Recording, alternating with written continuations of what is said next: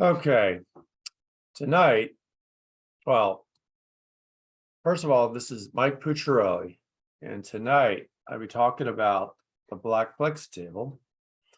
First, I'm going to give an introduction who I am. I started professional photography around 2010 or 11. Got a associate's degree in 2013 from Montgomery College. And in 2015, I joined Professional Photographers America. And then 2 years later, 2017, I joined several affiliate clubs.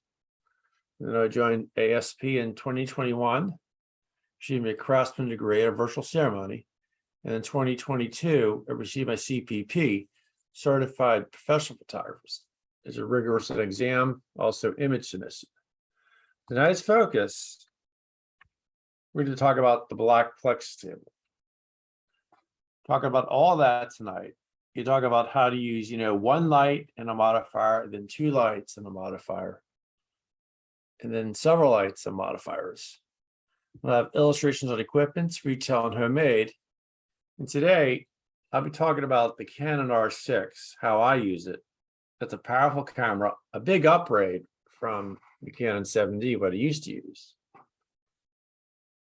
And then I'll just have a demo on, Adobe Camera Raw, Adobe Photoshop, and then I'll have a screenshot presentations. If you have any questions, you can email me at mpucciarelliart2016@gmail.com. You'd also just interrupt me if you have any questions too.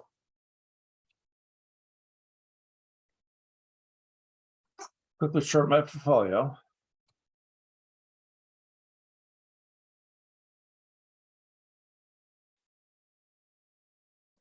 These are some, recent light paintings that I did.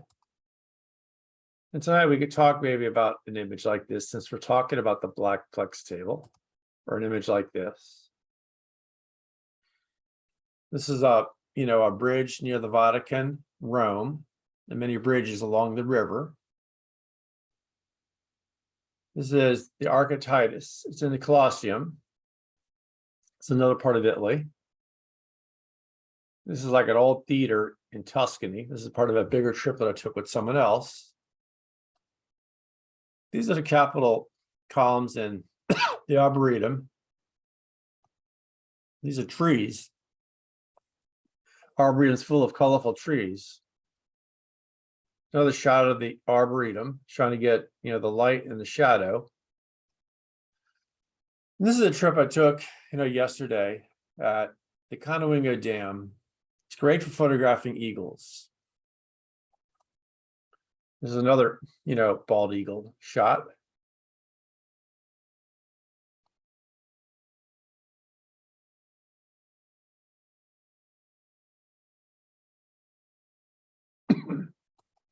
Tonight we're talking a lot about, the Black Plex table. And there's many ways you could use this table. And this table is different than the White Plex table presentation I gave a few weeks ago. It's also different than, the light painting tables or the natural light table.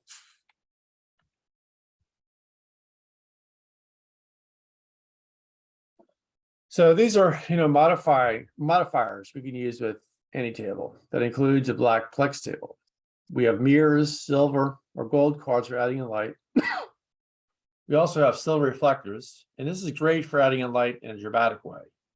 Then you have white cards, or anything white will add in light in a soft way.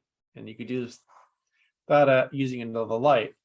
And then there are black cards where if there's too much light, you could put light in front of the strobe so that the strobe doesn't bleed too much light. And black cards can be used in many ways, like with natural light photography. Too much light coming through the window, you can cover up the light that's too much. Tonight I'll be talking about plastic fusion scrims, and they play a key role in the Black Plex table, where you make the light softer. You put the light, the scrim in front of the lights, and it serves as a nice background. Then you have colorful gels, and I'll talk about that tonight, where you could just put colorful gels with clothespins on like a strobe. or a softbox of a strobe. And then there's medium-sized white plexiglass sheets. It's great for making the light softer. Then a Cinefill. This is, you can buy this at Amazon for about $15. It's great if you're really on a tight budget. You can create a snoot where you can attach it with, spring clamps or clothespins. And blinds, they play a key role in controlling the natural light, depending on what you want to do. If you want more light, then you use more light from the window. You open up the blinds. But if you want to use less natural light, you want to put more flash, when you close out the natural light. And then we have spring clamps, strategic clamps. They're valuable in all sizes. They hold things. Duct tape you use in many ways, but duct tape, the Black Plex table, you could just attach a colorful gel to a softbox of a strobe. And I also do that with clothespins. And you can buy a lot of this at a hardware store or department store. You can buy it online, Amazon, or any big website. So there's many ways to purchase all this stuff.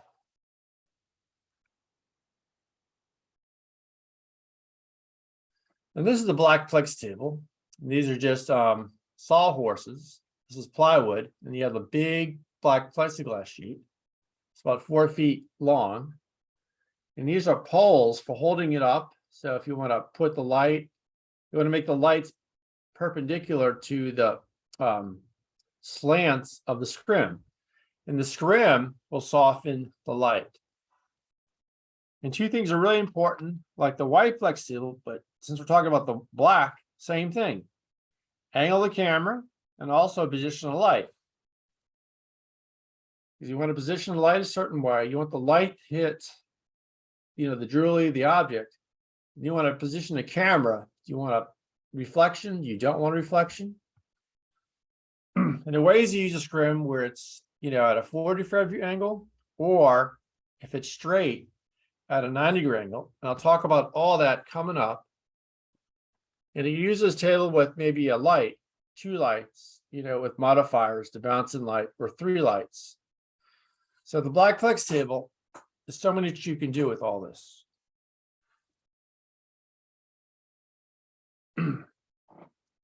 This is how to use it with the 45 degree angle of the scrim, where this should be good if you have like a watch or a piece of jewelry laid flat. We have the, lights, it would shine right through the scrim. It would soften the light. You want to make sure that you have the light hitting the jewelry, but then you want to also angle the camera so that you get the light, hitting the jewelry. And if you want to bounce in light, I recommend maybe silver reflectors for adding it in a dramatic way. You can put a silver reflector in the corners. You can also put white cards on the corners. But sometimes you need another light, and I'll show you how to do that.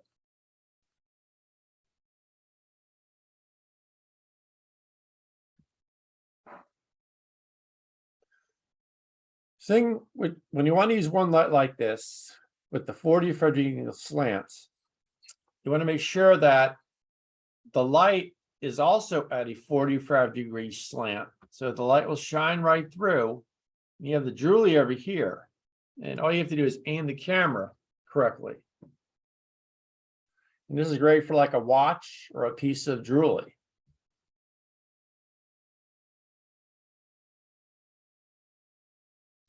This is another way to use, the Black Plex table with the scrim with one light. We have the scrim at a 90 degree angle, where if you want to bounce in light, you can use, silver white cards coming from each side.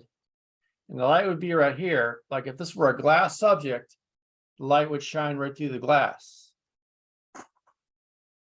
If this were a non-glass subject, you would have to put a light over here or over here, and you would have white or silver cards bouncing in light.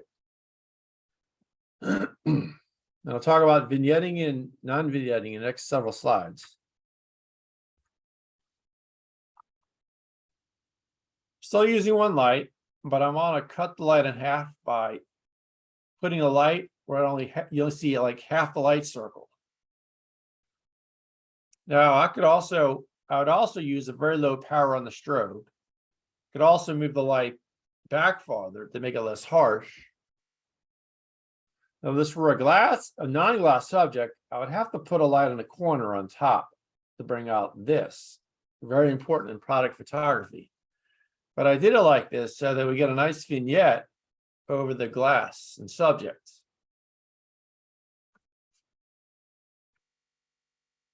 But here, what I decided to do, I decided to raise the light up.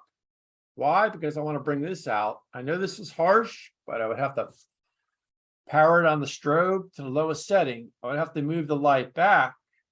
I could also have like a double scrim effect, and that's very cool. You can create a nice cool background, a nice rich background. And you can also aim the light to get certain effects. This is now glass. We have a foam board. We could do this with maybe a big strobe or two strobes, at a 45-degree angle. But I'm trying to bring out the edges. And this is just clear glass. And if you want to make the lines here bigger, you move the light closer to you.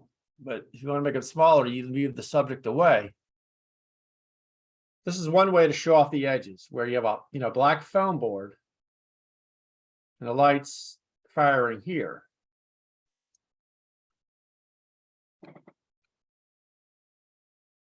There's another way to use, a strobe.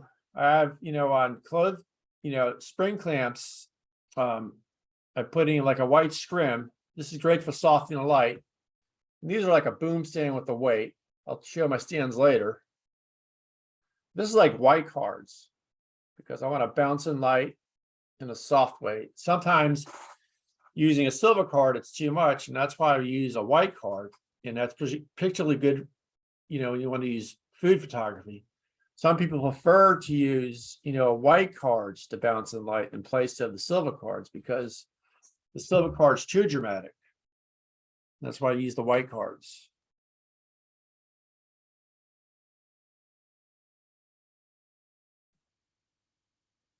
So I use two lights where if this were like a mug, this would be a nice silhouette if this were the only light. That's why we got to have a light over here. And if you want to bounce in light, I have white or silver cards that bounce in light, depending on if you want to bounce it in soft or you want to bounce it in harsh or more dramatic. A lot of times I just use flash, but I can use continuous. And the ways to use continuous, the ways to use flash, but a lot of people use flash and I do too.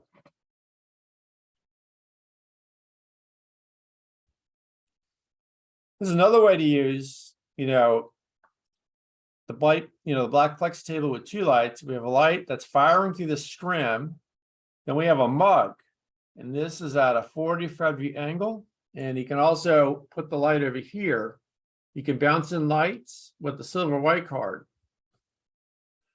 And I make all my scrims either by a frame or I could just buy stretcher frames from Plaza Arts. And this is plastic fusion create from BH. They sell it in rolls, but they could sell it other places too.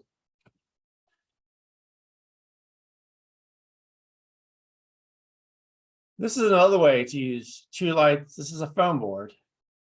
This is where the black card, if this is firing too much light, I would move the strobe, I'd put the black foam board if it bleeds out too much light. Same thing, if this is, too much light, add in the lighter more to the right, where this would block some of the unwanted glare of light. You also want to make sure you position the lights correctly and the watch correctly.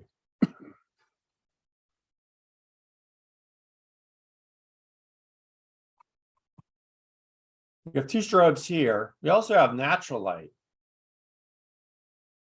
And this is where, you want to angle the blinds. If it's too much natural light, then you want to close the blinds. If the strobes are too much, you can power it down. You can also put more of the light in front of the foam board if there's too much light.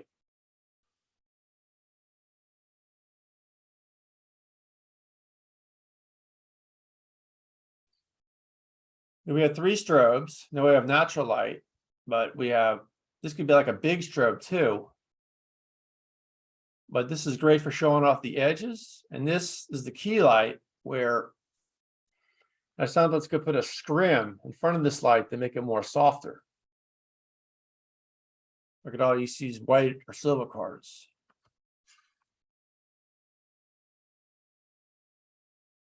So any questions on the Black Plex table with 1 light, 2 lights, adding modifiers? I recommend you start with the light. If you want to add light, I'd use a silver or white card. You want to do that to make it look natural. And then add another light, but before adding another light, you want to try adding like a silver or white card, to make it look like you're not using flash. Mistake a lot of people make is they use too much flash. They don't use enough white cards. They don't use enough silver cards.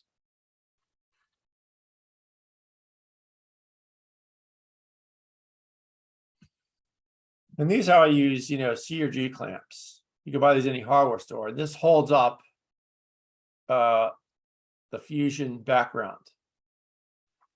You could also do this with very big spring clamps or medium-sized spring clamps. And this is holding up, these are CUG clamps holding up the scrim at a 90-degree angle. You can do the same thing with medium-sized spring clamps.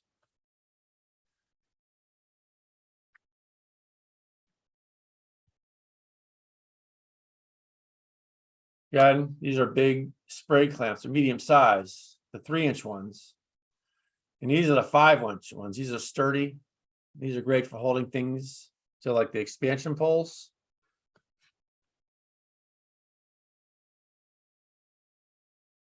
And these are just gels where I attach it with clothespins on the strobe. And it's great for changing the color of the background or subject. And I like to always use the grid for dramatic flattering lighting. Now, how I use gels with a white or black Plex table is that we have 1 strobe, I have like a light color, and then another strobe, I like a dark color. A lot of times when I use it, I just like to use 1 light, like a blue background. You can use other, gels and strobes, but I just like if I were firing a strobe through a glass subject, I may just have gels on the strobe, 1 strobe.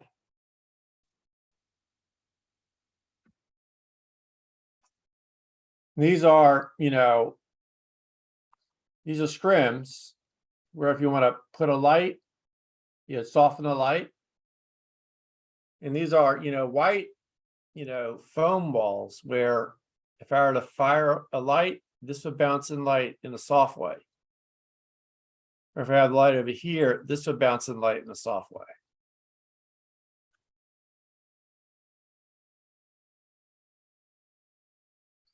And these are like big silver cards.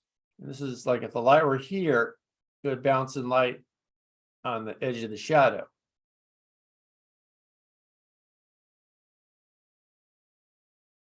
And these are black cards. Suppose it's for strobe and there's too much light, you put the black card in front of the strobe to block out unwanted light.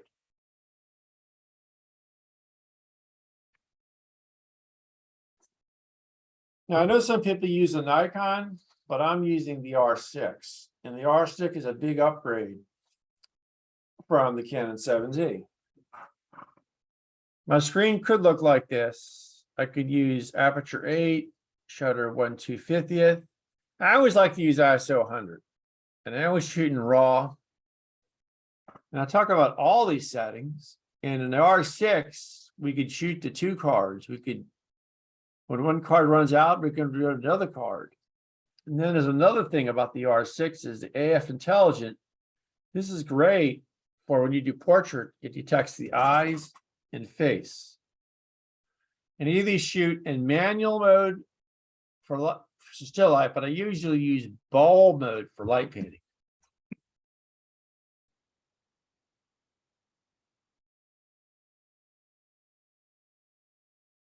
So I'm doing one shot. I'm only using my tripod and cable release. I always like to have it at the single shooting mode. All these modes are good to use, but for still life or light painting, I like to use a single shooting mode. Now I've used other, like the 10-second or 2-second exposure on outdoor self-portraits, but still life or light painting, I just like to use a single shooting mode.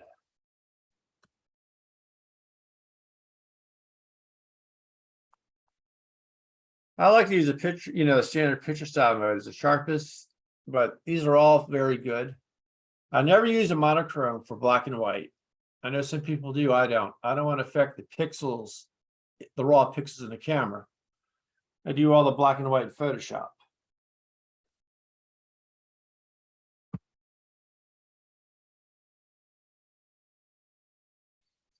Now the focus mode is, I've been experimenting with the first three, the horizontal, the vertical, the autofocus, is where you focus on one part of the photograph. You concentrate on several parts, or I would prefer this more than the 1005.3, but when I used to use a 7D, the pixels would have to reset that, but that was the 19-point focus. But so far with the R6, I haven't had any issues with the focus. And then this is a big upgrade, 1053.8 focus. Then you have a single point focus. You can just move the cursor you want. Then the spot autofocus. It's great for macro photography. I haven't tried this yet, but it's worth experimenting. You basically move the cursor, and it's like the single point focus on steroids. It's designed for macro. I have been experimenting with, the tracking, which is over here. And this is great for portraits. You can enable the face and eye detection on the subject.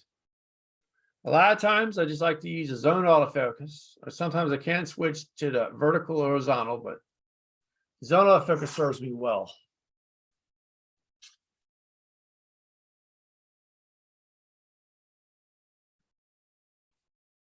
The white balance, I just like to use a daylight, or I've been setting the Kelvin to like 5600.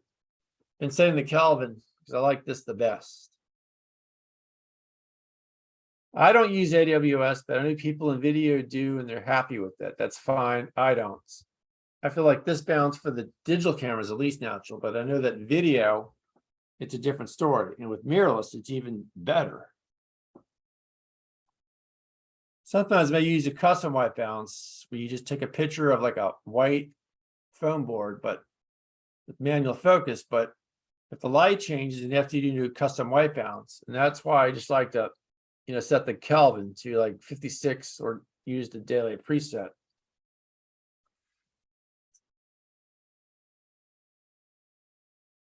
High speed ISO noise reduction. You could use low, but I'd recommend you disable it. But mirrorless, you almost need to worry about this, but to step up from my 70, but maybe you can use it, but I don't.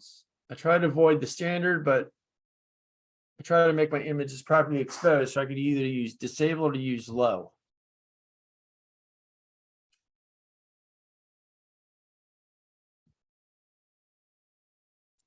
And the long exposure noise reduction, mirrorless, you could probably use both, but I just like to either disable it or use auto. If you enable it, you have algorithms that are always going to happen. But if you auto, algorithms are not always going to happen.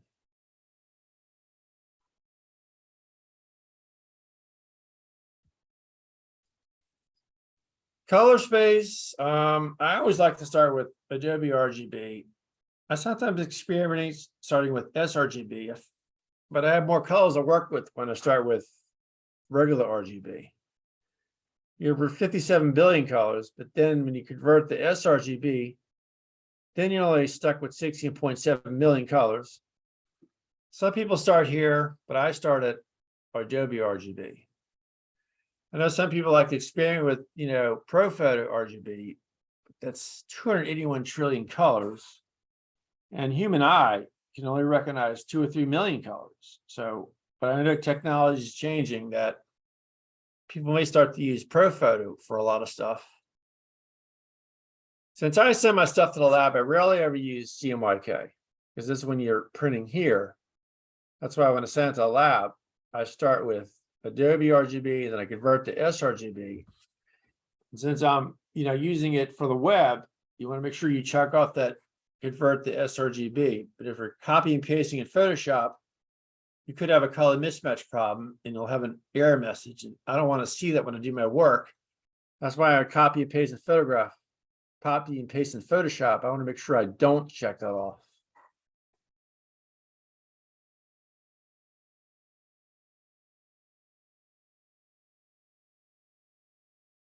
Now, for the cropping aspect ratio, since we're using full frame, I always use full because we're using all of the pixel power, using all the pixels.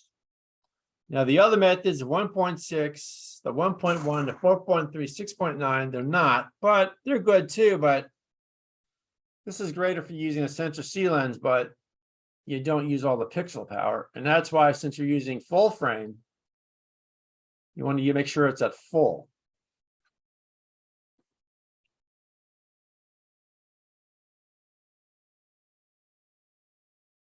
Exposure bracketing, where I always use a regular exposure and then an under and over. I know that the R6, R5, and R3, you could have more than one. You could have many, like 7 or 8 shots with different exposures. But I still use it, in manual mode where the shutter speed is just one stop apart, because if I use 2 stops, the pixels could be very hard to work with the photograph that's more light coming in where it's overexposed. So that's why I just like to use it with 1 stop. And I like to do this is expose for the highlights. Therefore, you want to use a more narrow aperture so that when you have underexposed and you have overexposed. So when you're at this shot, you can work with the pixels better.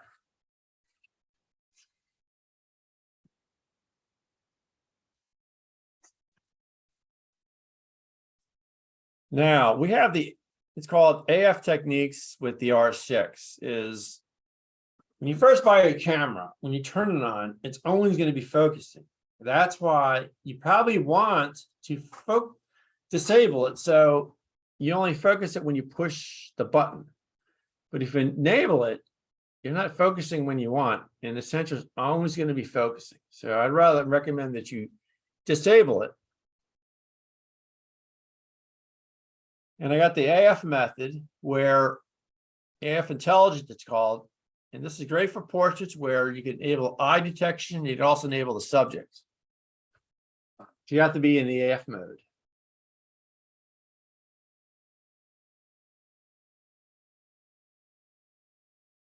I always use 1/3 for everything. Shutter, exposure increments. You can use 1/2. I don't. With the R6, R5, R3, you can have more than 3 bracketed shots.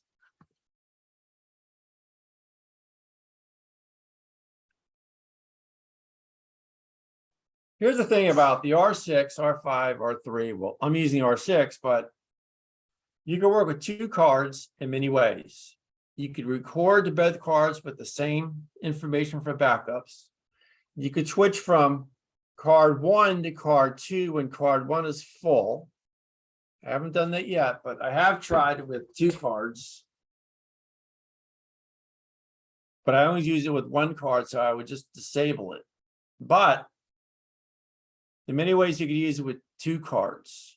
And you could either use the card ending in XC or the card ending in HC. And the XC card is a lot more powerful than the HC card, where it's greater speed and performance. It's also 2 terabytes, where the HC ending card is only 32 gigabytes of data. And the XC ending card is 10 times faster than the HC ending card. This is an older card than the XC, but the XC I'd recommend because that has a lot more power and flexibility.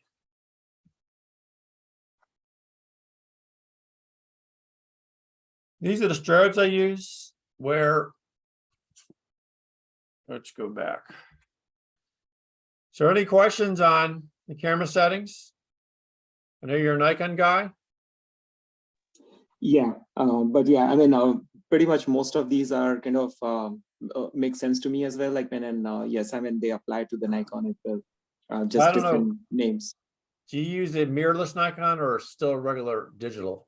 Mirrorless. Yeah. And I'm assuming you're using the XC card, right? Yep, that's right. Yeah. Okay. These are strobes I use. We have 2 strip boxes. We have 3 regular strobes. These strobes are 2 times more powerful than the strip boxes, but the strip boxes, they fire light in a narrow way. It has a different purpose.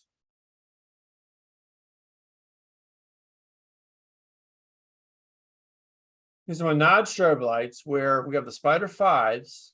It's great for continuous light. Then we have the Photovec 7 socket where a switch will turn off a row of lights, where on this Spider 5, these are all switches for the 5 bulb sockets.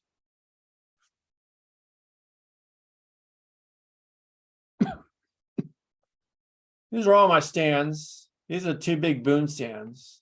I don't know if the prices came down on these. I haven't checked in a while, but I don't need another one.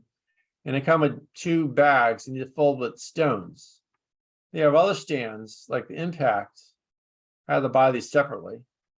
And this is one way how I use concrete blocks. And I have all kinds of stands. I have ground stands. I have short 3-foot stands. Medium. I usually either use Manfred or Impact stands.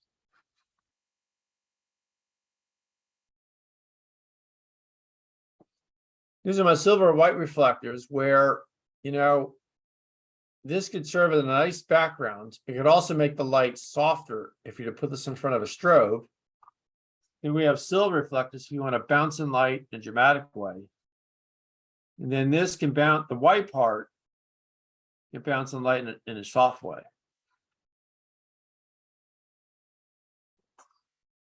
These are snoots, great for product photography, where you always want to use the grid because it makes a lot more shattering.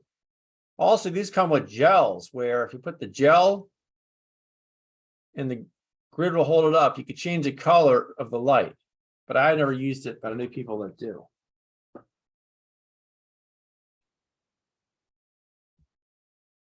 These are my aluminum bowls. These are great for if you want to do portrait of products. You could just have the light bounce in from the silver to make it more flattering.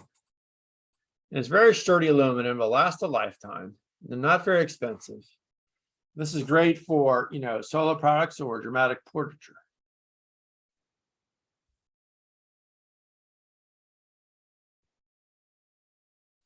These are just crates for holding up stuff. You could put a light on. You could store stuff. Same thing with the bucket.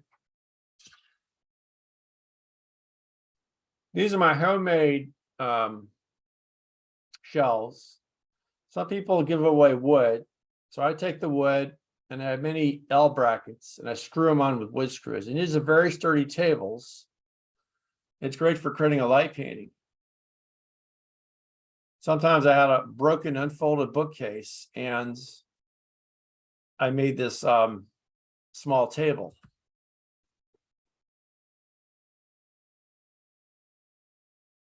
These are homemade equipment from wood where I used to store all my stands in. Now I store all my foam boards in, and now I have many holes that are drilled. So I could also put like a big background drop cloth. So many ways I could use this homemade rack. These are just cubes where I know some people use apple boxes, but you could put like a black plexiglass sheet or a white plexiglass sheet.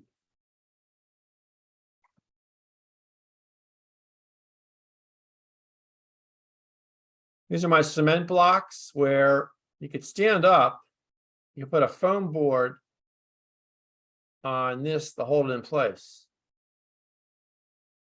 It's also in the other photograph good for holding up stands with the holes.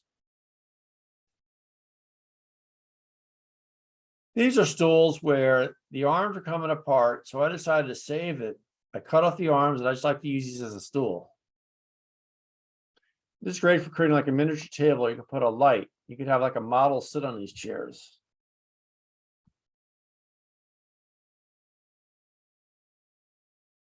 It's like a floor rack where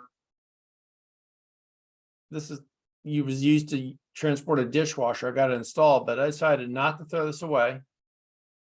And I decided to screw on a piece of wood where I could lay a light or I could angle a light. So this is good if you want to use light on the floor.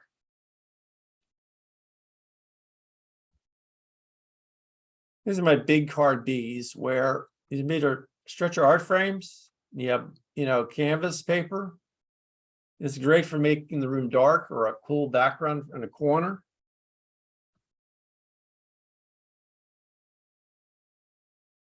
These are big expansion poles where they're easy to take apart, easy to put together, and it's great for holding stuff.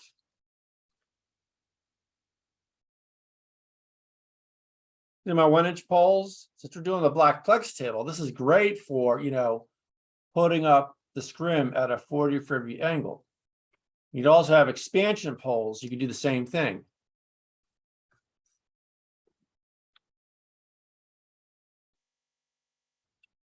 These are all my lenses. Still have my 7D, but I'm using more of my R6, much more than the 7D. These are all my lenses. I've always used, for still life and light painting, I always like to use an EF35. But in product or portraiture, I like to use EF85 or EF50. They're also very good. And the EF24 is great for big, outdoor objects like architecture. Like I was yesterday at canoeing a dam.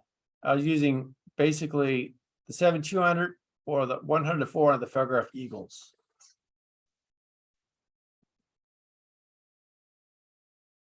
This is my R6. It's a mirrorless camera. It also comes with a Canon converter. And this will work great on any non-RF lens. And I'm using this for a while. You also have a YouTube video on how to use the R6, how I use it.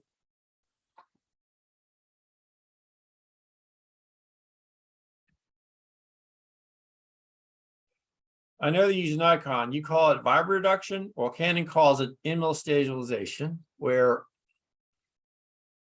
with the mirrorless, it's like 5 levels. It's like a whole few levels up, where I would still like to use it, if you use a tripod, turn it off. But if you don't use a tripod, turn it on, because if you don't use it right, in the old digital days, you could have color you could do damage to the pixels.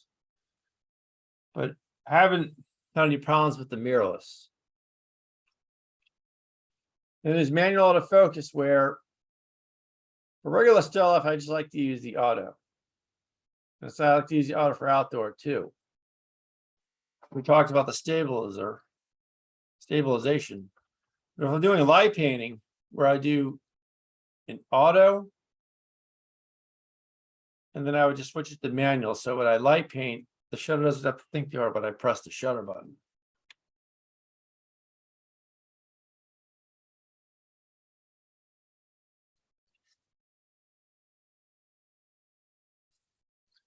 I always use a Skyport transmitter for the Elechrome strobes. Operates in 2 batteries. And it's in 15 different channels. But if you look at the 430 flash, this operates on 4 batteries, but it's only, like 3 or 4 groupings. But this could be used as a flash, but they both could be used as a transmitter, but they both have different purposes.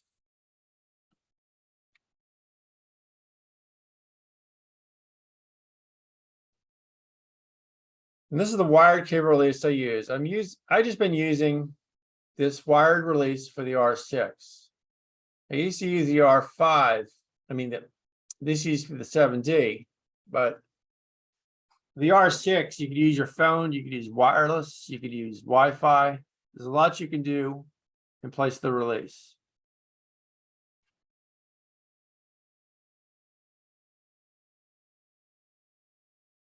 And these are my connecting cables to the computer. This is called the booster cable. This will strengthen or protect the signal. This I'd use for the R6. So I'd connect this cable to this booster cable. If we're using a 7D, I would connect this cable to this booster cable. So this would go on the computer and this would connect to this cable. This would connect to the camera, and they work well together. So what I do is I do everything in screen capture as my light meter. And I'll come up overexposed on a computer screen and I'll see it and I'll make adjustments.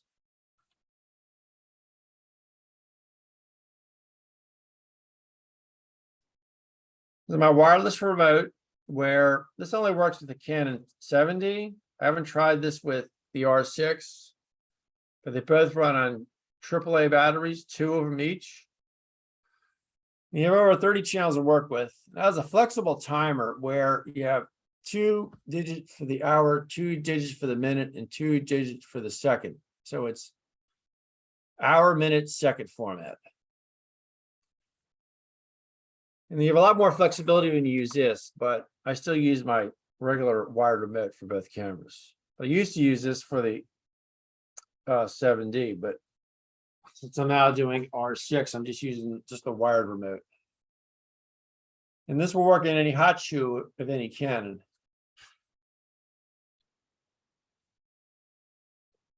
These are my camera cases. You can purchase at a computer store. You can order these online. And they're cheaper than the average case. And they're very sturdy and stuff. And they're very small. They're easy to store.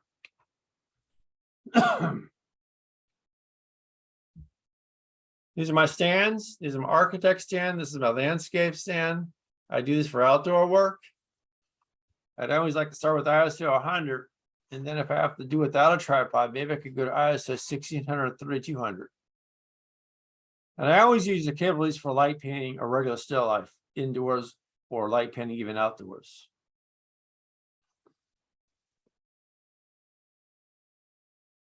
This is my camera stand, cable release.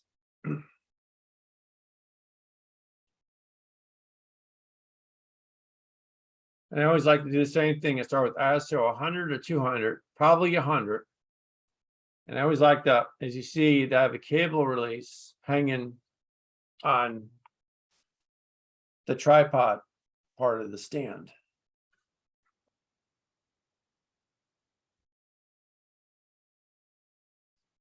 And I always like to use a Novus. A lot of times I just use Novus 1.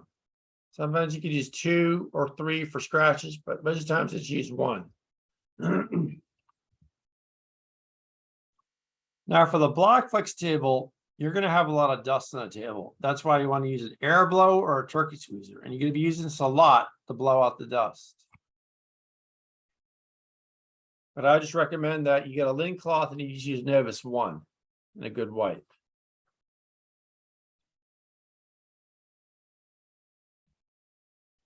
These are all my mirrors, my armature clamps, some of my duct tape, armature wire. My CRG clamps, you can buy this at a hardware store. Same thing with the spring clamps. I used to buy these at Plaza Arts. The bad news is they don't sell this anymore. I do not know why. I find it kind of depressing. So you may have to buy this online too. But there are plenty of these for a while. Michaels doesn't sell these either. You know, it's just, so our economy is just really getting bad with not selling the stuff you need. You can buy this at Michaels or Plaza Arts, but you can buy everything online.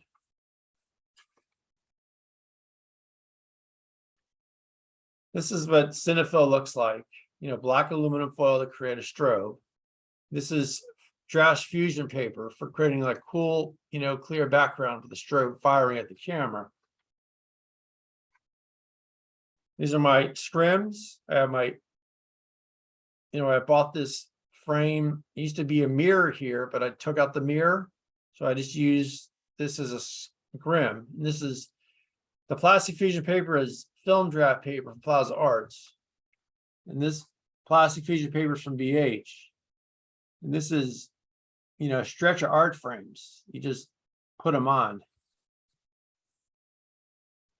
These are my black plexi sheets, my white plexi sheets, my clear, and they're all good in many ways.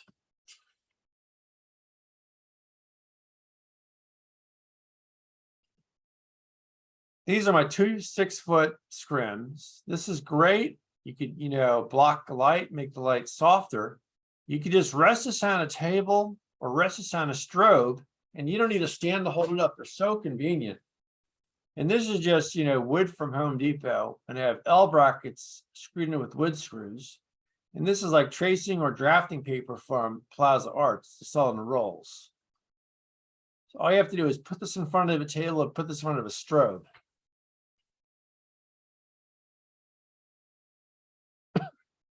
These are my white cards. This is great for food photography. This is all great for creating like a gray background, depending on where you aim the light. It's also great for balancing in light in a soft way.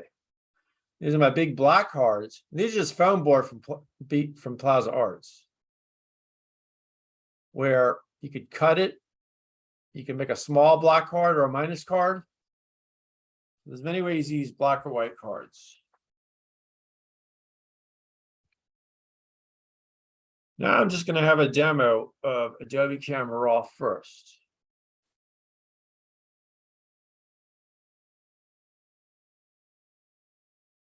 Now, I'm just going to use other raw files, but we'll talk about the Black Plex images in Photoshop, where I would open in Camera Raw. Wanted to start all over with editing.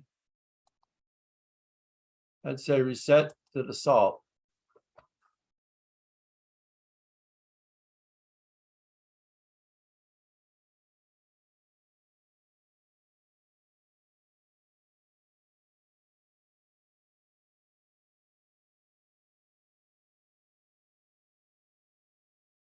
Okay, you can set raw default.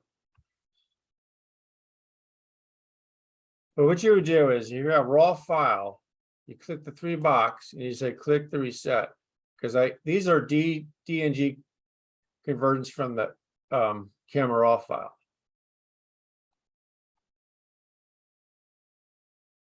So I'm going to open this up. I'm going to click Camera Raw. I'm going to get the white balance.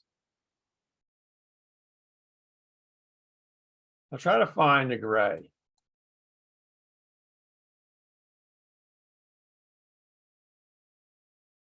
And then I can experiment with contrast. I feel like there's too much highlights, so I think we need to increase our shadows. In texture, I just want to do 1 or 2. Clarity is between 1 and 3.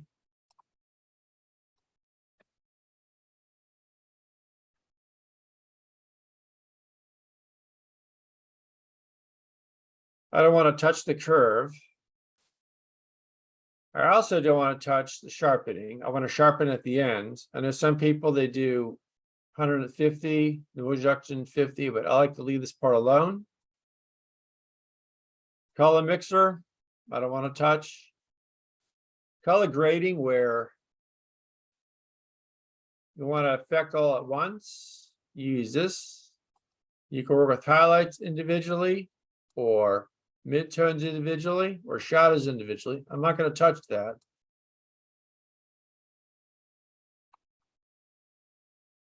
This is good for remove chromatic aberration.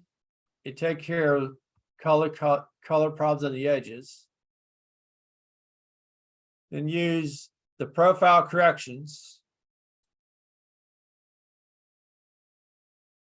It also tells you, it gives you information. Use profile corrections. It tells you the lens profile they're going to use for this photograph. In this case, I'm using the EF35. I'm using the Adobe Color. Then geometry, I just like to use the A because it makes many automatic corrections.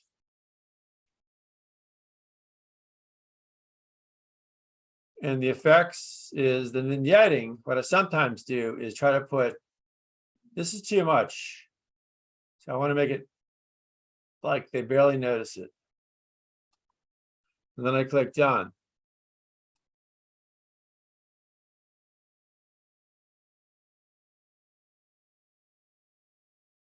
So now I'm going to go to Adobe Photoshop.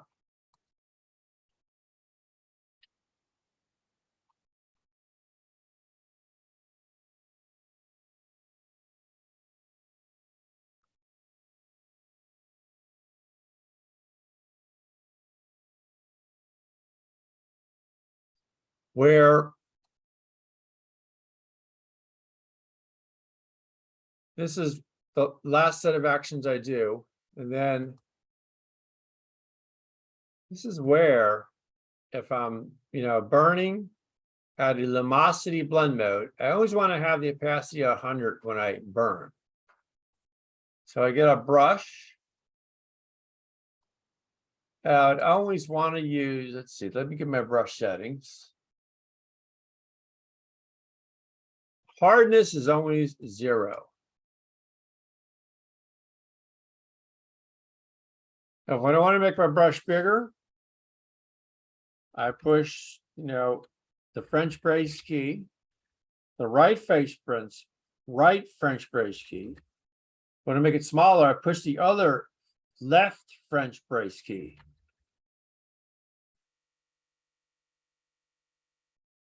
And then this, where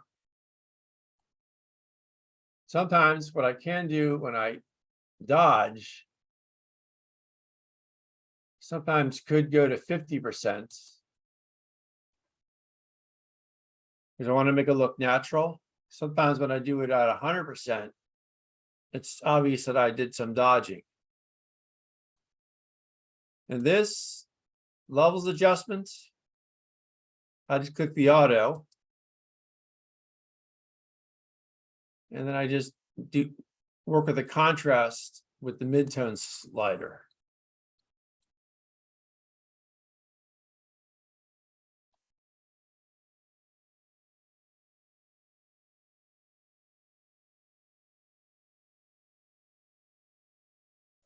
And then when I get this action, actually, I'm going to talk about how I do this. Where when I go actions, where I use actions and groups, where if I use action group, I'd use a speckle, dozen scratches, and unsharp mask. So I'd use a speckle,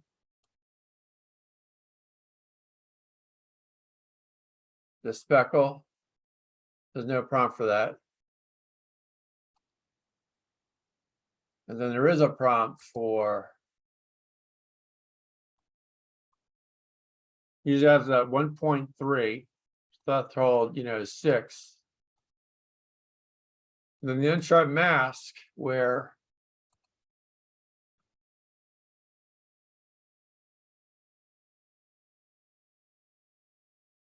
usually have at 200, but I'm going to click OK. Then I would do fade, where you usually have this at, it's good that you have this at luminosity blend mode, and you can leave the opacity 100.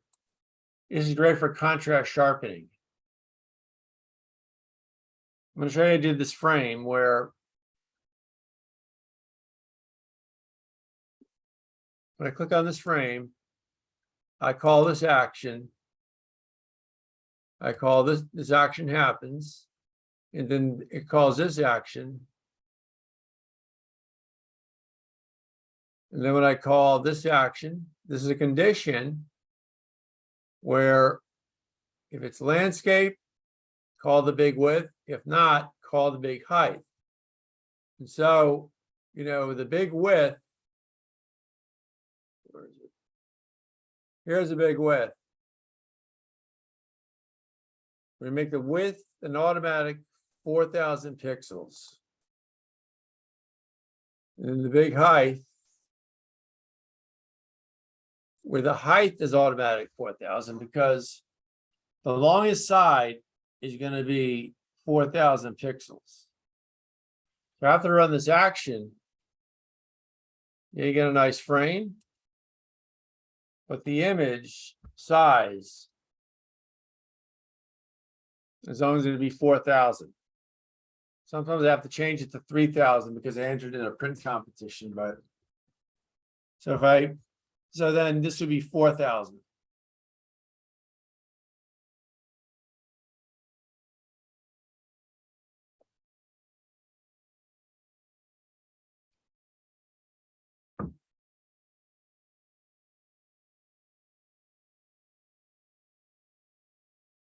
I do the same thing over here, where this would be the first action. I'm going to go to my actions.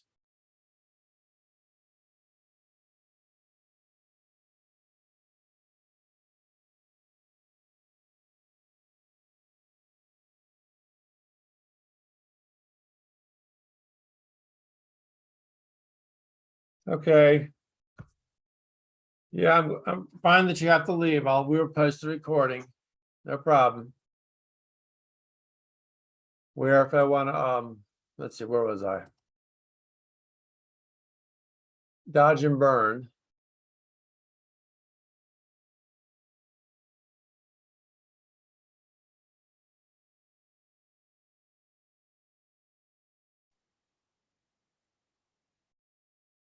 Where I run this action, I run the dodge and burn, and then make it adjustments, and then run both my white and black signatures. So this is the first part of the action. This is the second part of the action. And this is the last part of the action.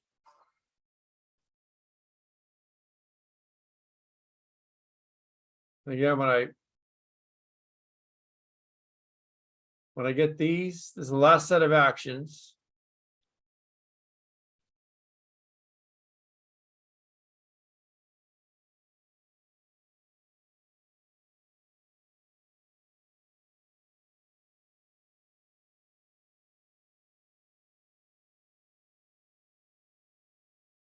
I run my dust and scratches, I run my speckle. I'm going to show dust and scratches. I run this filter.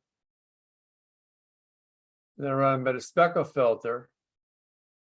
And then other, I pass. And I run this.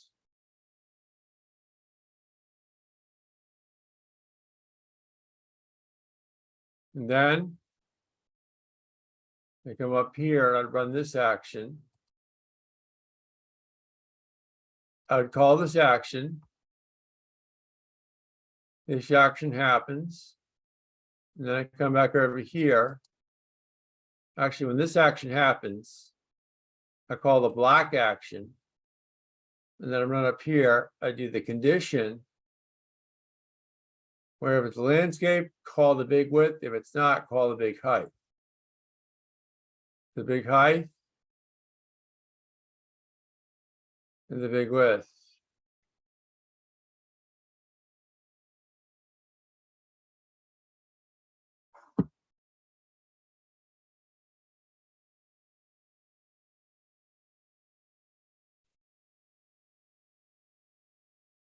And then when I run this frame, it's basically the same as the other photograph.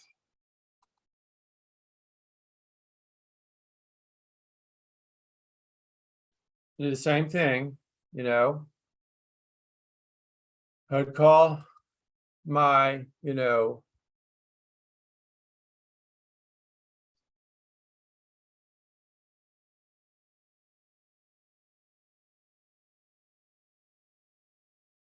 I call this combo.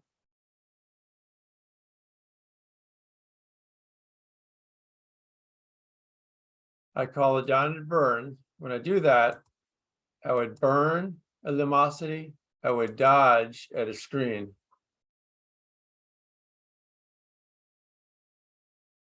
I would then call an adjustment. I come over here. I would just call this. And I click on the auto. And then this is part of the action where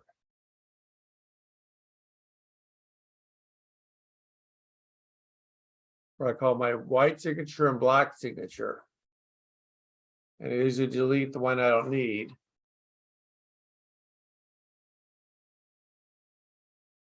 Now when I save it,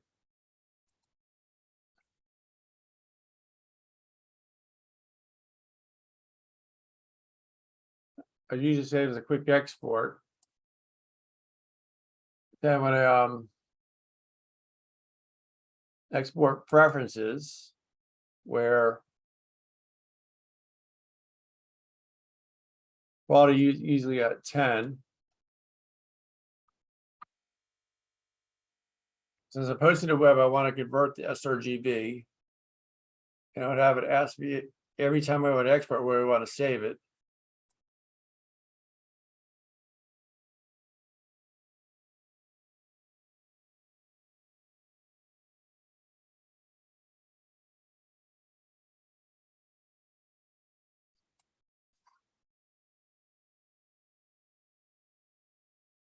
And I would run the similar actions. So now I'm going to just go to my screenshot presentation. Let's see, I got to find it. Okay, whoops.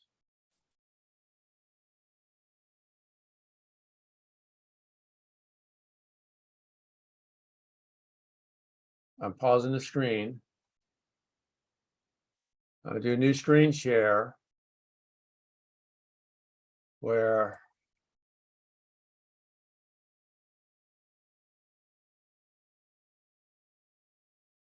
now I'm going to talk about Adobe Camera Raw and Photoshop screenshots for even more clarification.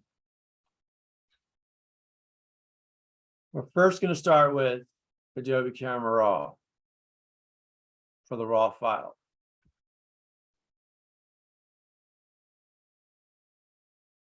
And I just start with the white balance. I find a neutral to neutralize the colors. And for HDR photography, I sometimes zero out the highlights and plus out the shadows. And sometimes I also increase or decrease the contrast and exposure. And for the effects, texture and clarity, I like to use between 1 and 3. Sometimes you can use 5, but lately I've been using 1 to 3. For black and white, I do everything in Photoshop with the actions. I used to decrease the vibration and saturation, but Photoshop with the actions is the way to go. Now for light painting, I don't mess with any of this. I just click on this for the white balance and that's it.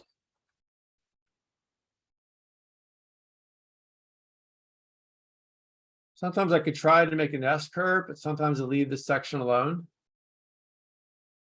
I don't touch the sliders here. Recently, I used to do this as maybe sharpening 140, but figure that it's best to sharpen at the end. You sharpen when you're about to post the image. So now I just leave this section, blank. Now, for color noise reduction, you want to make sure that you want to use 400, 300, see like black dots. If you see black dots, then you have noise, but I like to leave the section alone. And I just like to say, make sure you say click fit and view to get the regular screen size.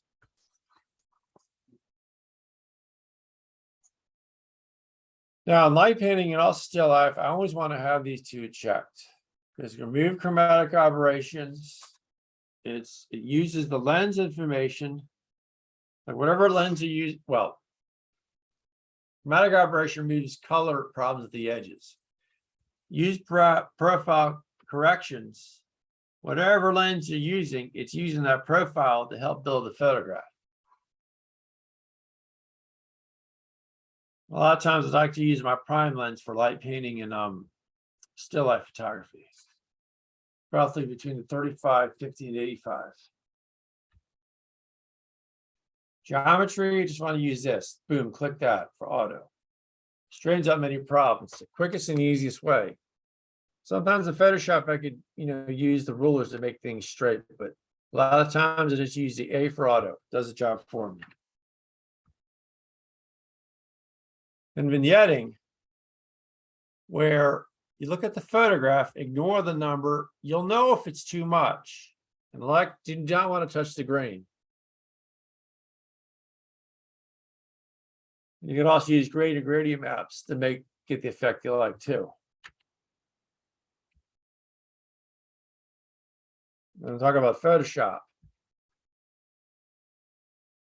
This is one of my actions. It does auto align and auto blend, one right after the other.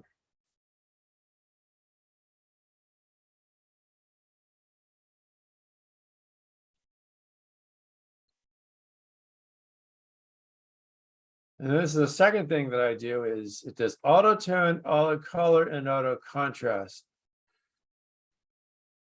And these are auto settings to make things look more natural.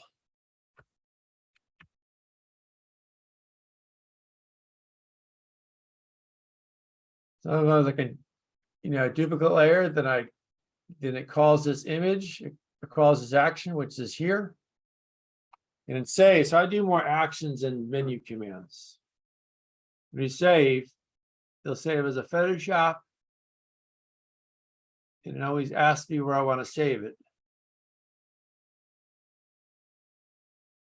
So Photoshop, it may give me a default name, then I change it to a name that I like. Either these actions alone or these in groups.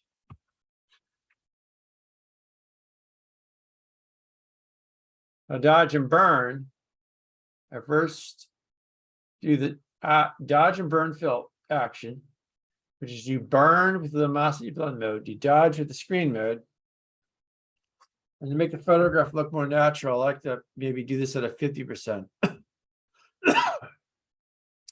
And the second part of the option is adjustment layer. Click the auto, and I just play with the midtones for contrast. And the last part of the action is I have the white signature and the black signature. And depending on a photograph, I delete one. I don't have both.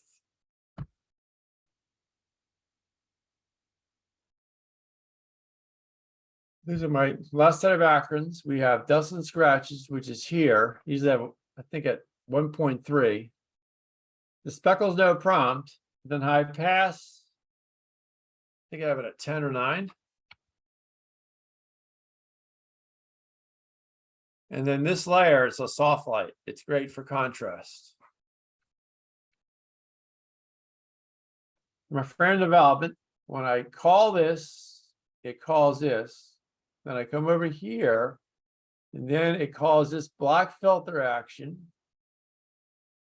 It comes over here. And then it comes over here, the condition filter. When this happens, if it's landscape, this big width happens. If it's more of a portrait, the big height happens.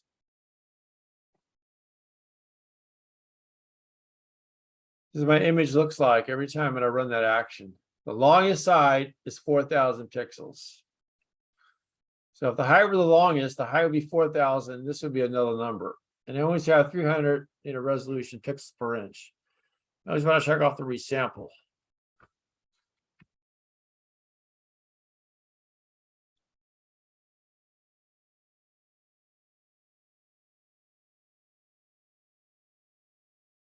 On sharp mask, usually I have it at 200. I always like to have radius 1.0 pixels. I want to focus on 1 pixel, not 1.5, because feel it's better that way. I want to focus, I want to put more effect on one pixel. I feel like that's the best thing. And the threshold would be between 6 and 7.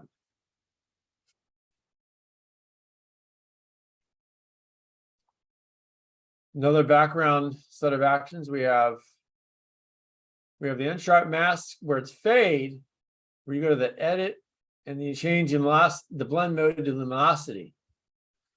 You have the speckle set of filters, we have dust scratches.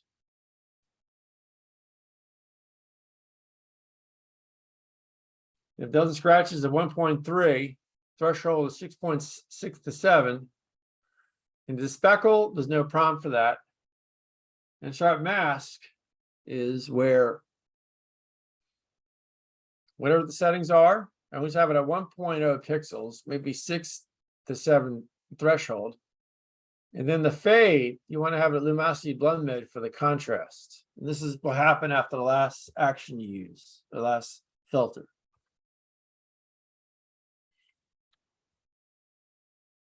Now the black and white where we're calling the speckle, those the scratches. And this time I just did the sharpen without any fade.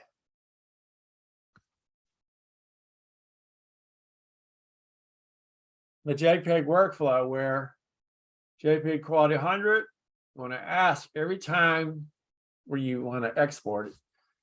So when you export it the second time, it'll go to that, location. You want to make sure that you convert the sRGB when you post to the web, instead of posting to the web. The export similar, the quick export. Then when you locate your new location in Photoshop, when you run this action again, it'll remember the location, go right there.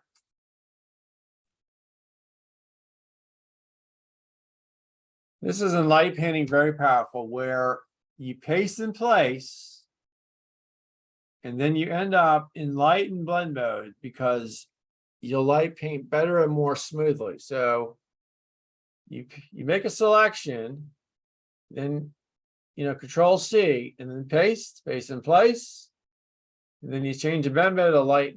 And you do this every time you paste. It's a special paste. And there's frequent separation where you have a high pass prompter filter, and the blend mode, it's linear light, but then the low frequency, it's just a normal blend mode. I do my cloning here and my selections with the blur filters on the low frequency.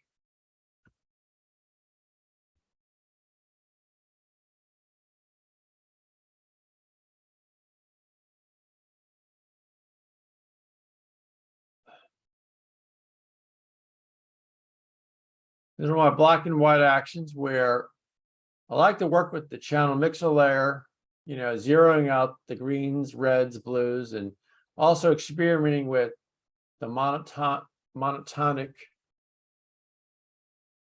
And there's a vibrance where you decrease the vibrance in saturation, -100. In gradient map, you just use the blend mode of a color. And the same thing with the threshold, use the blend mode of a color. You get a cool black and white.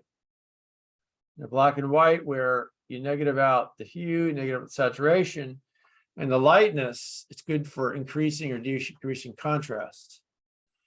A lot of times when you do black and white in portraits, I run one of these and I end with one of these. And this is like many layers.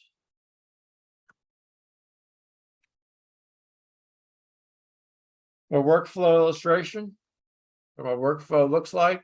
We have my layers, my photograph.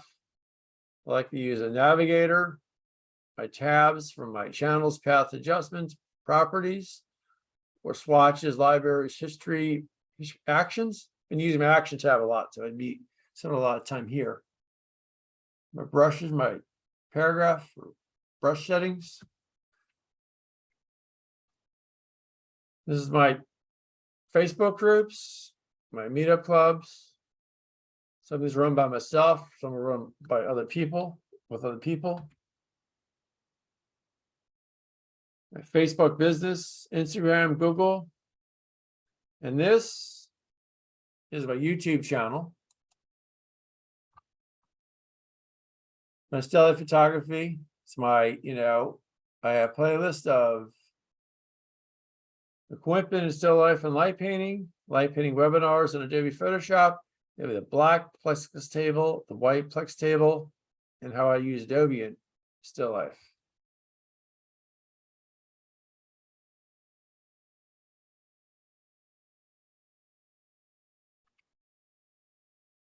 So if you have any questions, you can always email me at mputcherlayout@tier016@gmail.com, or communicate to you by Facebook, Twitter. I got my Fine Art website, my portfolio. You can also communicate via groups in these Facebooks that I run. Well, thank you for listening to this webinar on how I use a black Plex table. If you have any questions, I just told you can contact me. Maybe consider liking and subscribing to my YouTube channel. Thank you for listening.